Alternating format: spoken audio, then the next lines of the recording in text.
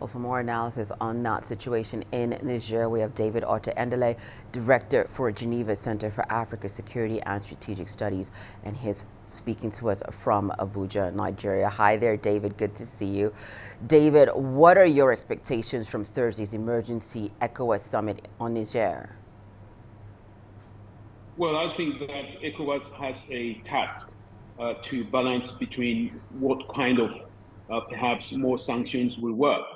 Effectively, the Nigerian juntas have made it very clear that they will resist any military intervention. They haven't given ECOWAS an opportunity through its emissaries, to have a dialogue as a path, towards a transitional government. So it is now down to ECOWAS, to weigh between what kind of measures, will be more effective in restoring democracy in Niger. They will take all the indications and indices, in terms of the reaction of Nigerians, the population, regional parties, international organizations, in order to arrive at a very effective decision. But it will be a tough one, for ECOWAS, to reach onto. So what we are seeing, David, is that international players, not even ECOWAS, seeming to be fronting mediation efforts. However, the military junta in Niger has blocked a joint delegation from the African Union, the UN, and ECOWAS from entering Niger. What diplomatic approaches can work in such a situation, David?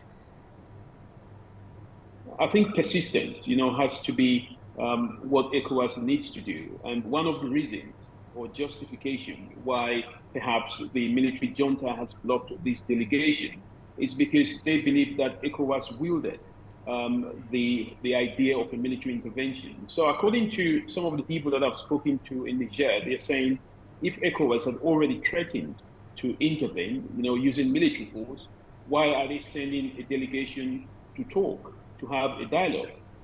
But also, I think the Niger junta seems, they have consolidated power. They have the support of most of the population that we've seen in Niamey, which is the capital. They do have the support of Mali and Burkina Faso. Some of their delegation visited the junta a couple of hours back. So it's going to be a very difficult one.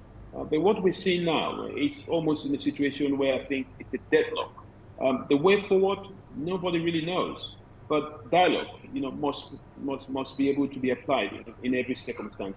So Mali and Burkina Faso, David, continue to express their solidarity with the coup leaders in Niger. In the event of a military operation by ECOWAS, are the two countries likely to mount a joint resistance with Niger? This is the biggest concern that ECOWAS has. Effectively, Mali and Burkina Faso have made it very clear that they will join the junta in Niger.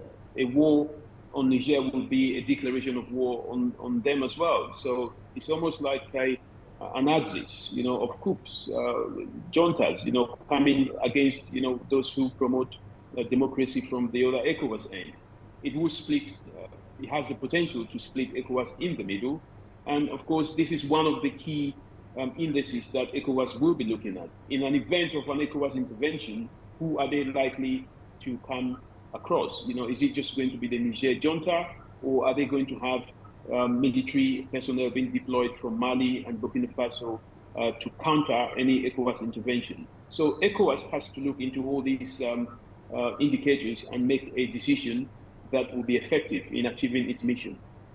And I guess another challenge that ECOWAS is facing at the moment, and you've touched on this, David, the coup leaders in Niger have managed to galvanize some considerable support from citizens in Niger. What's the significance of this in trying to establish their legitimacy?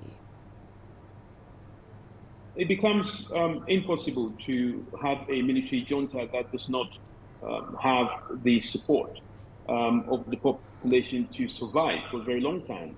So what the junta have done is that, they've made sure that they've used some of the anti-French, some of the anti-Western rhetoric, to garner support.